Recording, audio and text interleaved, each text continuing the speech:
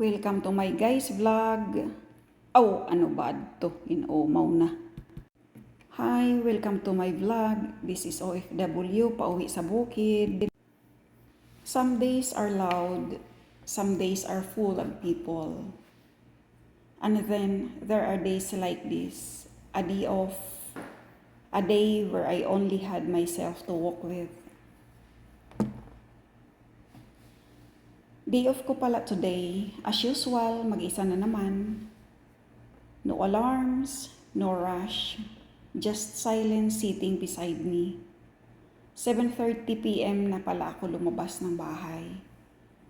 Hindi ako nagmadali. Hindi ko rin alam kung saan ako nagmamadali kahit kailan. I walk slowly papunta sa kainan. Bawat hakbang, mabagal. Parang ayaw ko pang dumating. My mind was busy, pero ang bibig ko tahimik. Habang naglalakad, nakatingin ako sa mga ilaw sa kalsada. Street lights, glowing like tired stars. Cars passing by, mabilis. Samantalang ako, parang naiwan. May mga puno sa gilid ng daan, tahimik lang sila. Standing strong, kahit walang pumapansin. 30 minutes of walking, 30 minutes of thinking about things I don't even know how to explain.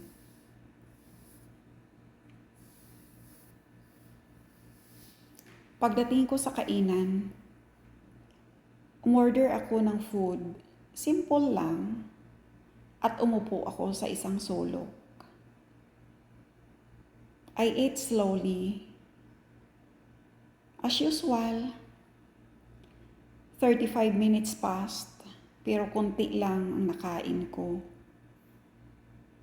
Hindi dahil hindi masarap, kundi dahil minsan kahit gutom ka, wala ka talagang gana. So, I asked them to pack it. Pinabalot ko at dinala ko ulit ang hindi ko kayang ubusin. Just like my thoughts. After that, naglakad ulit ako papunta sa supermarket.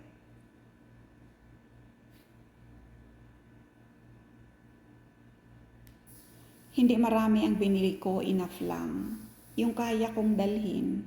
Kasi alam ko na kapag masyadong mabigat, mahihirapan akong umuwi. Funny how that sounds like life.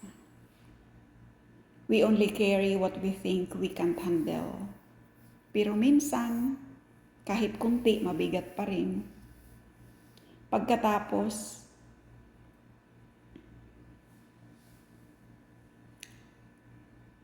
naglakad na naman ako pauwi. Still slow, still quiet.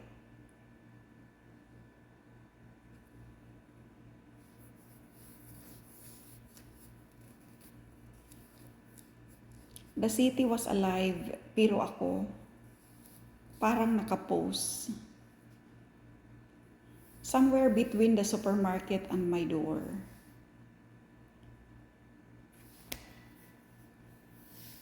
Napansin ko ang sarili ko sa salamin ng mga tindahan. I look tired.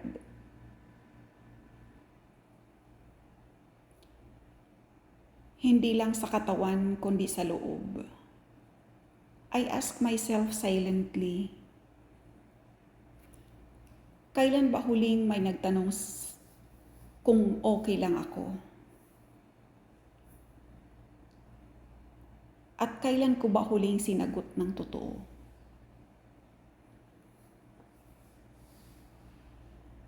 Every step home felt heavier, not because of the groceries, but because of the things I don't say out loud.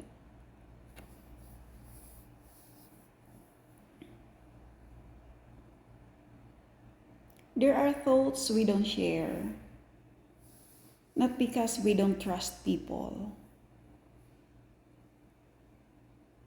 but because we're afraid they won't understand.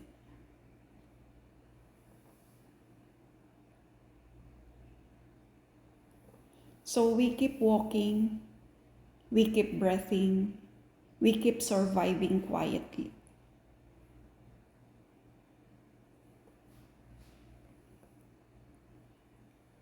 At habang papalapit ako sa bahay, I told myself this. It's okay to feel lost on a day off. It's okay to feel empty, even when nothing bad happened. Not every battle is loud. Some are fought in silence. On streets like this, under street lights that don't ask questions. And maybe, just maybe, this slow walk home was my way of holding myself together. Past 10 p.m. na ako nakarating sa bahay. Pagbukas ko ng pinto, walang bumati, walang nagtanong kung kumusta ang araw ko. I placed the food on the table, the groceries on the side, at umupo ako saglit. In that moment, I realized something. Solitude doesn't always mean loneliness minsan. Ito yung oras na pinipilit kang makinig sa sarili mo. Sa pagod, sa lungkot, sa mga tanong na wala pang sagot. This day off wasn't exciting. Walang highlight, walang malaking nangyari, pero maybe this was one of those days that quiet shapes you, one slow step at a time.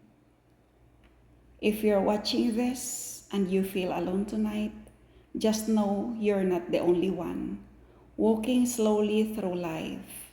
Sometimes, it's okay to move on your own pace, to carry only what you can, to go home late but still arrive. Tomorrow is another walk, another chance. And for now, this quiet is enough.